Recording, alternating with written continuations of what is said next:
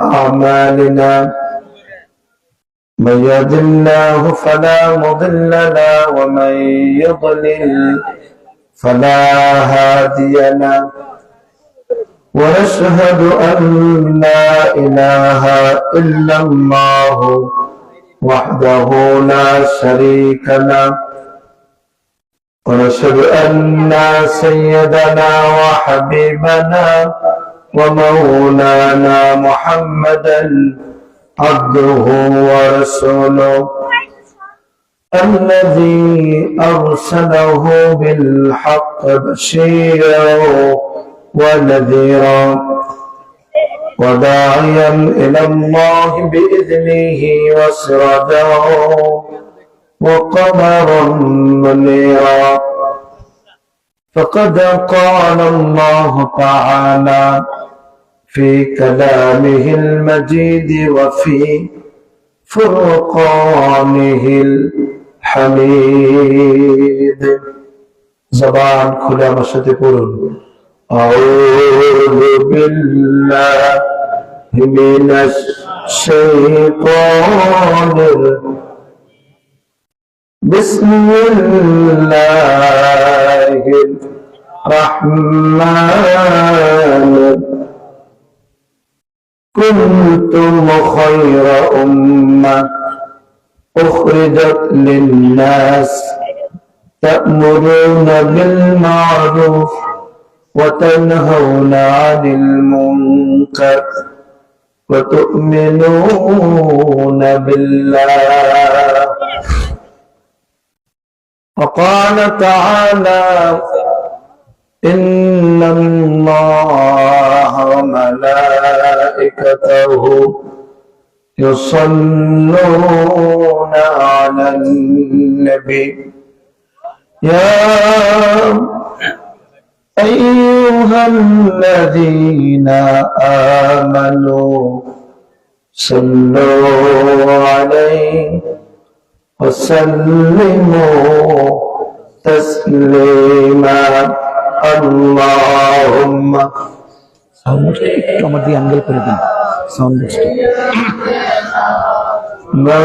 مولانا محمد وعلى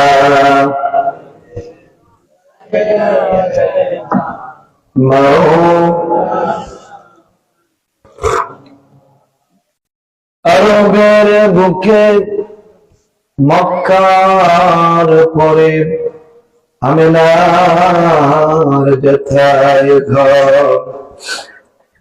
খোদার করুণা কাউসার হয়ে জ্বলছে যে বারংবার বালাগাল্লানা বিকামালিহি كشف الدجى بجماله حسنت جميع خصاله صلوا عليه होने फूल तुम बुलबुल का तरन्नुम भी न हो जब में दहर में कलियों का तबस्सुम भी न हो बलगल उला बिकमालिही कशाफ दुजा बिजमालिही हसनत जमिया खसालिही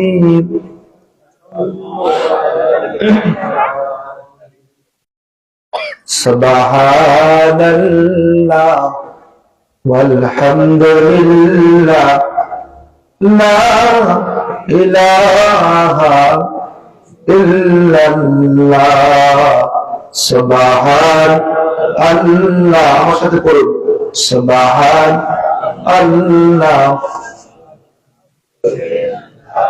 লা ইলাহা তুমি বাঁচাও তুমি মারো অবিরত ক্ষমা করো। ধরা যোগ তাকে ধরো, তোমার মুঠোয় সবই আল্লাহ। সুবহান আল্লাহ ওয়ালহামদুলিল্লাহ, লা ইলাহা। তোমার রিজিক খেয়ে পরে অবাধ্য হই কেমন করে, খুঁজে না পাই কোন ভাষা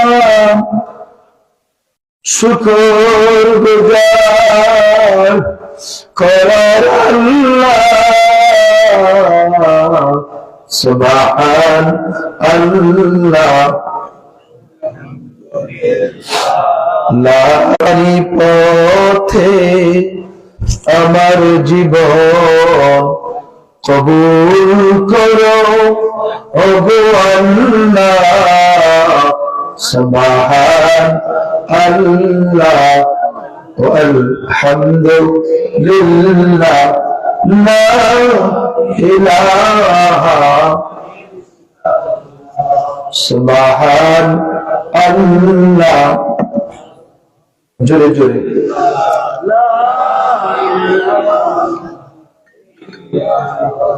اللهم آمين. ربنا ظلمنا أنفسنا وإن لم تغفر لنا وترحمنا لنكونن من الخاسرين. আল্লাহ তাআলা শেরপুর জেলা নখলা থানাধীন ভুটকান্দি পশ্চিম পাড়া জামে মসজিদ প্রাঙ্গণে আয়োজিত ঐতিহাসিক তাফসীরুল কোরআন মাহফিলের সমাপনী অধিবেশনে রব্বুল আলামিন গভীর রজনীতে তোমার মকবুল বান্দা বান্দীদেরকে নিয়ে কালামে হাকিম থেকে একখানা আয়াত তিলাওয়াত করেছি। প্রিয় নবীর সাথে দুরূদ ও সালাম পড়েছি। আল্লাহ দুরূদ ও সালামের সবটুকু সোনার মদিনা নবী পাকের রূহ মুবারক পৌঁছে দিও আল্লাহ। तमाम পৃথিবীর মাটির নিচে যত মুমিন মুমিনাত ঘুমিয়ে আছে আল্লাহ সবার কবরে সওয়াব পৌঁছে দাও। রব্বুল আলামিন এই বিশাল জান্নাতের বাগানের আয়োজন যারা করলেন আর শোনার জন্য যারা এসেছেন, কিয়ামতের দিন কঠিন মুসিবতের সময় এই মাহফিল আমাদের সকলের জন্য নাজাতের উসিলা বানিয়ে দিও। আল্লাহ তাআলা যে মায়ের পেটে 10 মাস তরতিব ছিল, মাথা দিয়ে বুতে বেড়েছি, পা দিয়ে আমার কলিজার মধ্যে লাথি মেরেছে। আল্লাহ আমার বয়স যখন 6 মাস মায়ের পেটে আমি ছিলাম, মায়ের ভর্তার ডাল দিয়া লোকমা তৈরি করেছে মুখে দিবি, মার কলিজার মধ্যে লাথি মেরেছি, মায়ের পেটের ব্যথা শুরু হয়ে গেছে, খাবার খেতে পারলেন না, খাবারের প্লেটটা ধরে সরে দিয়া মা বিছানার মধ্যে শুয়ে পড়লেন। স্বামী আমার আব্বা জিজ্ঞেস করতেছে, কি গো রহিমার মা, খাবার প্লেটটা সামনে নিয়ে লোকমা তৈরি করলা, খাবার খাই না, কারণটা কি? মা বলতেছে, স্বামী আমার, আমার কলিজার টুকরা নয়নের পুতুলি, মনে হয় কোন সমস্যা আছে, পেটের ভেতরে কষ্ট পাচ্ছি, কষ্ট দিলাম মাকে আমি।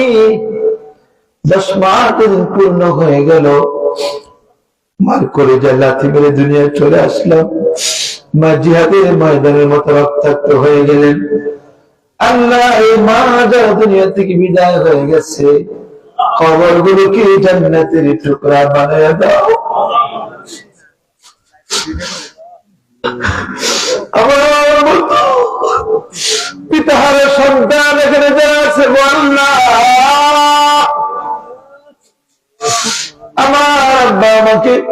ভালো খাবারটা খাওয়ালো, ভালো লঙ্গিটা আমার পরালো, ভালো জামাটা পরাইলো। আমার জীবনে দেখি নাই আমার আব্বা কোনোদিন নতুন লঙ্গি পরেছে, আমার জীবনেও দেখি নাই। আমরা 7-7টা ভাই লেখাপড়া করতাম, কয়েকদিন পর নতুন লঙ্গি নিয়ে বলতো, বাবারে কার লঙ্গি পুরানো হয়ে গেছে, পুরান লঙ্গিটা আমাকে দিয়ে দাও, এই নতুন লঙ্গিটা পরো। আল্লাহ, এই পুরান লঙ্গি পরে পরে আব্বা দুনিয়া থেকে বিদায় হয়ে গেল। আল্লাহ, এই আব্বা যার চলে গেল, কবরগুলোকে জান্নাতের বাগান বানিয়ে দাও। এই গভীর রজনী পর্যন্ত তোমার বান্দা বান্দি যারা এখানে বসে আছে, আল্লাহ, আমার কোনো এলাম নাই, আমার কোনো আমল নেই,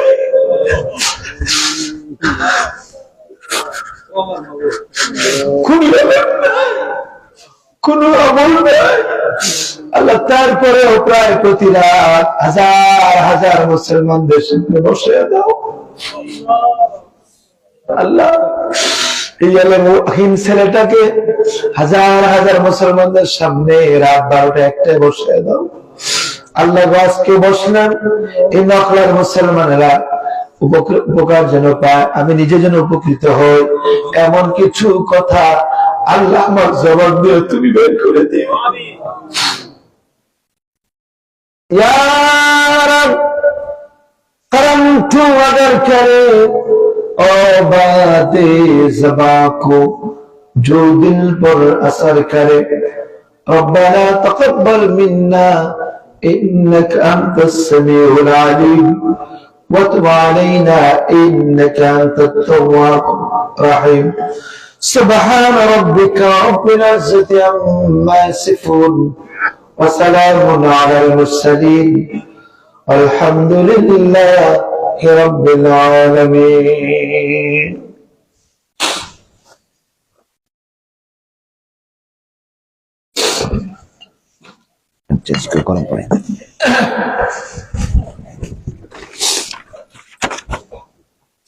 জনাব সভাপতি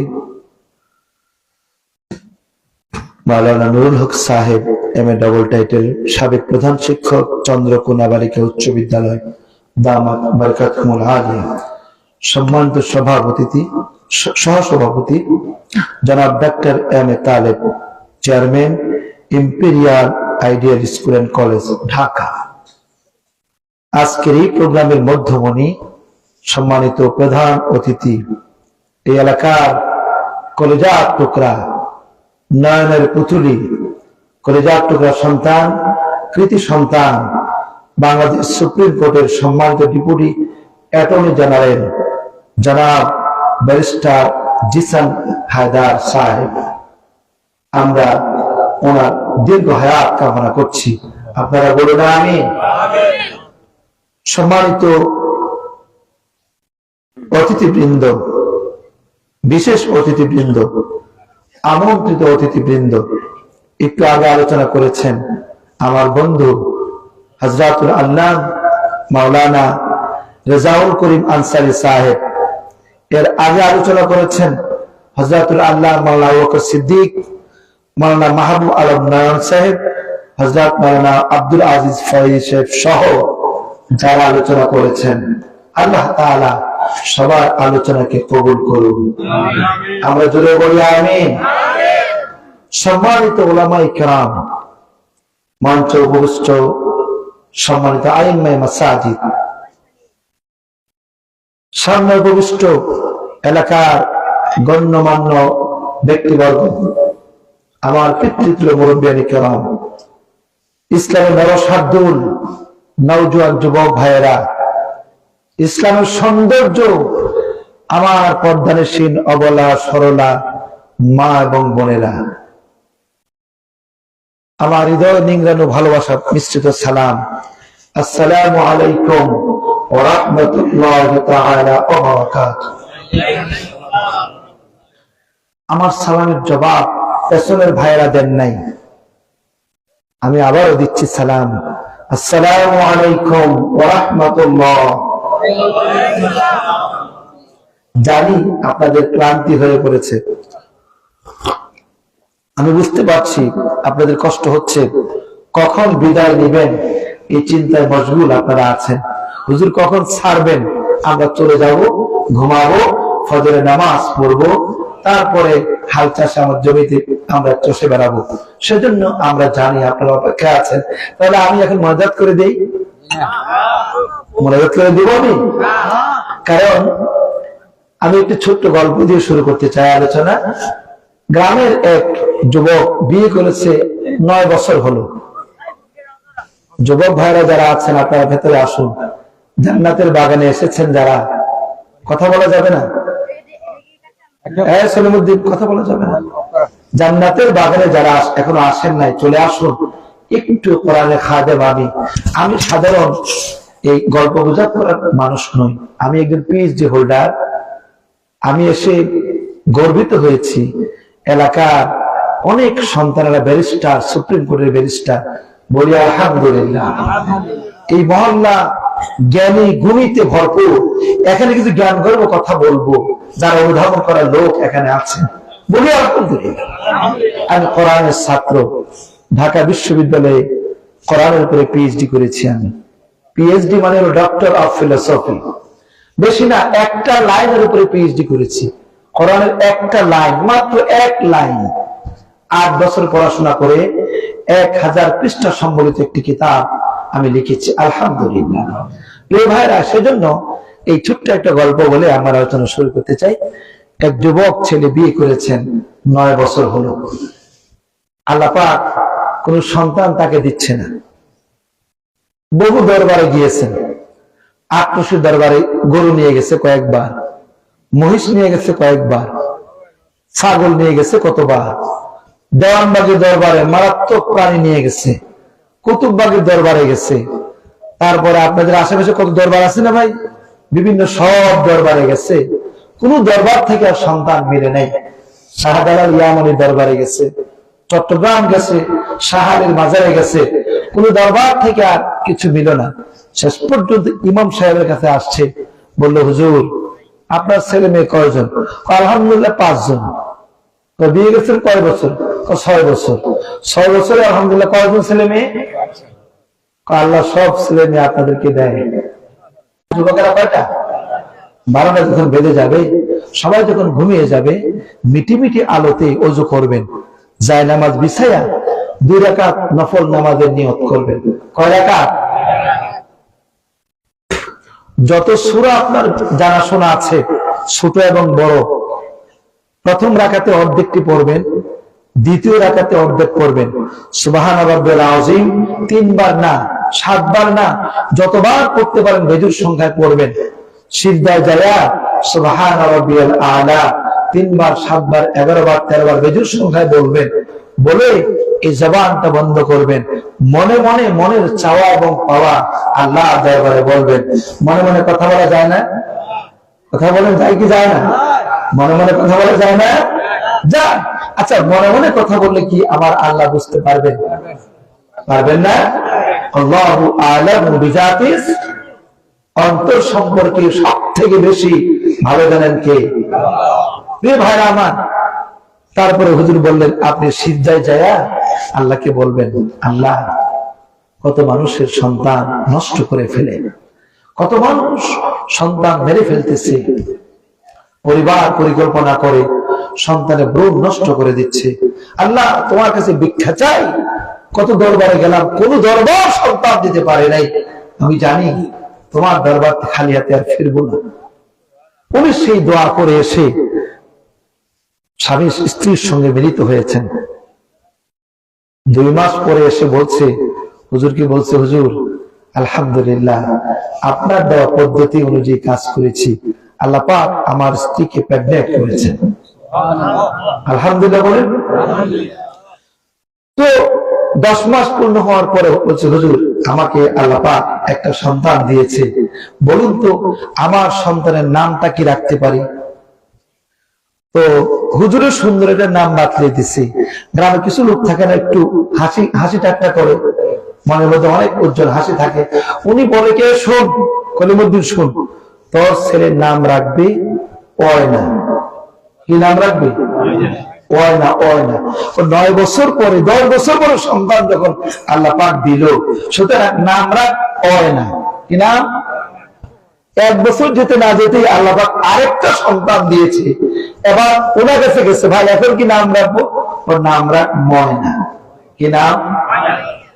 আরেক বছর যায় না, 10 মাস পূর্ণ হতে পারে নাই, আরেক সন্তান হয়েছে, ও আর জ্বালা সয় না। এখন নাম রাখবে কি? ও সয় না। এখন আপনারা যদি আমাকে আসরের পর থেকে আপনারা কোরআনে আলোচনা শুনছেন, প্রথম 1 বছর পরে একটা প্রোগ্রাম অনেক আনন্দ নিয়ে শুনছেন, ময়না নাম রেখেছেন। একটু আগে হুজুর আলোচনা করেছেন, মন ভরে শুনেছেন, ময়নার আলোচনা শুনেছেন। এখন আমার আলোচনা কি আপনাদের কাছে আর সহ্য হবে না? আমার নাম কি সয়নার পাড়ায় রাখবেন নাকি আপনারা? যদি সয়নার পাড়ায় রাখেন যে আর শুনবো না হুজুর, আমাদের ঘুমের প্রয়োজন আছে, আমাদের ফজরের নামাজ পড়া লাগে, হুজুর আর জ্বালা সয় না। মা বোনরা কি আসছে আশেপাশে?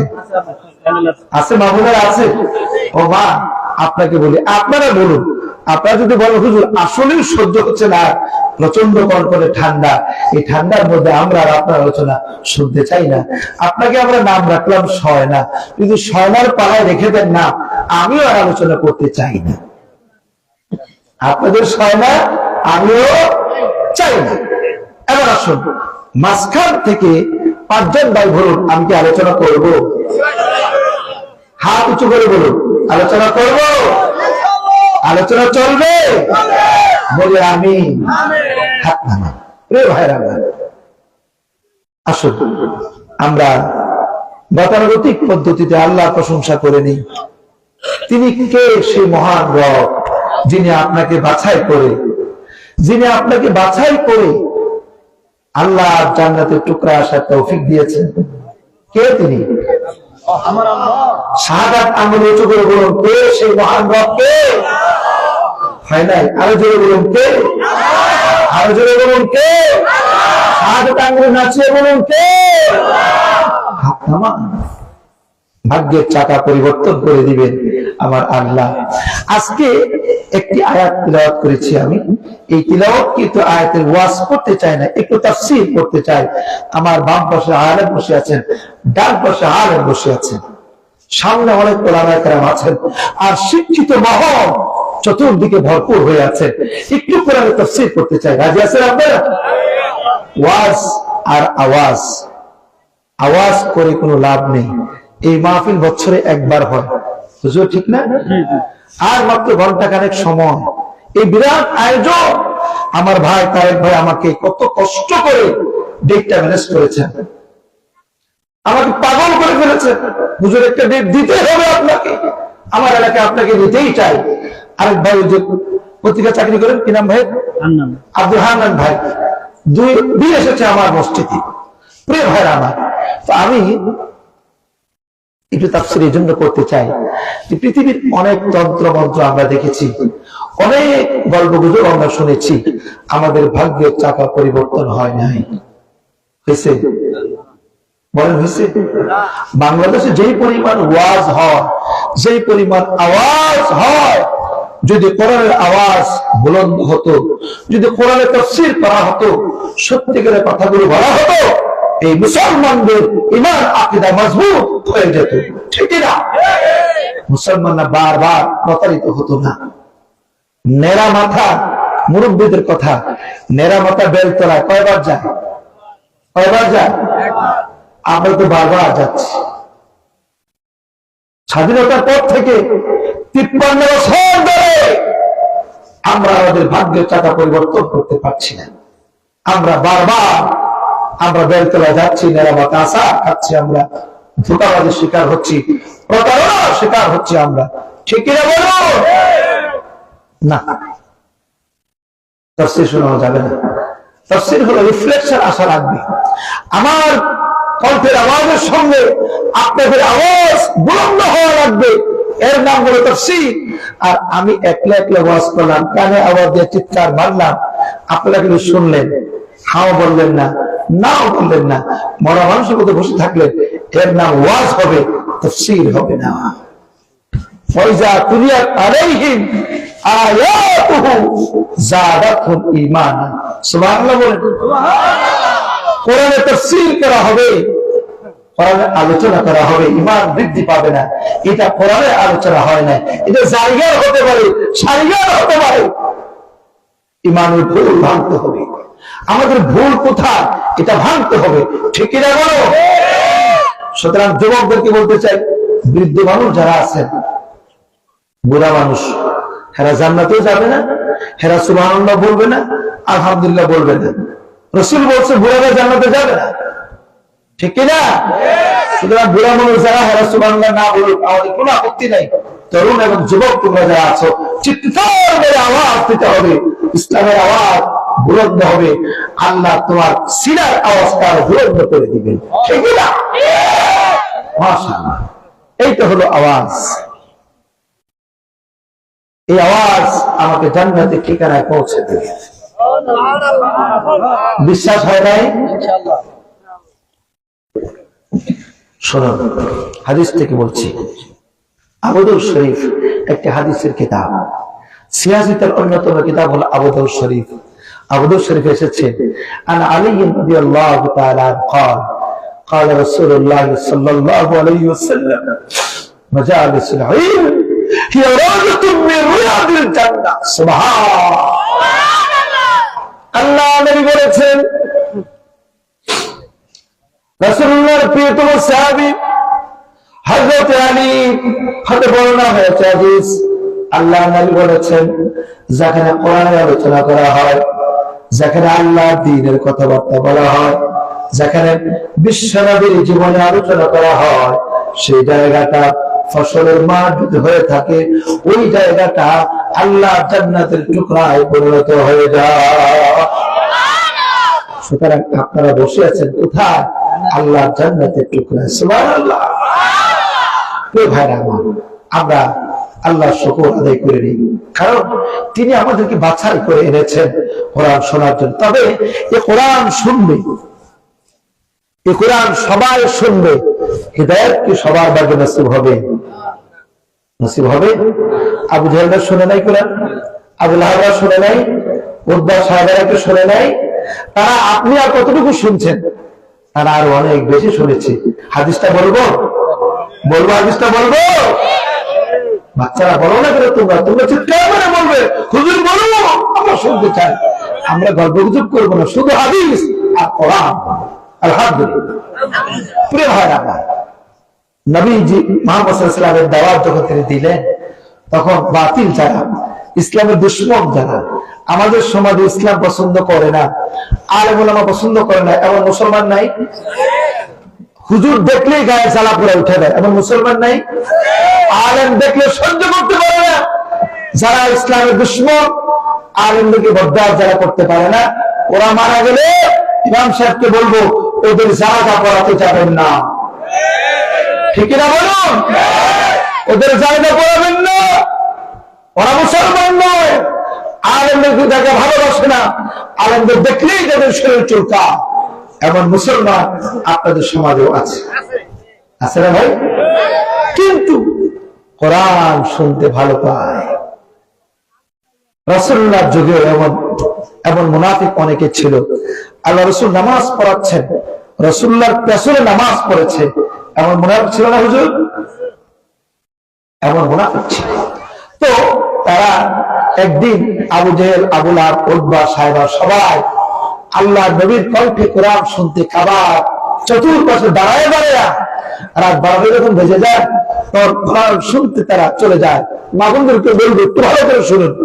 মাগুনেরা কত কান্নাকাটি করে, মেয়েটা পর্দা করে না, ছেলেটা নামাজ পড়ে না, ছেলেটা হাফ প্যান্ট পরে, বেস লাইট পরে, কানে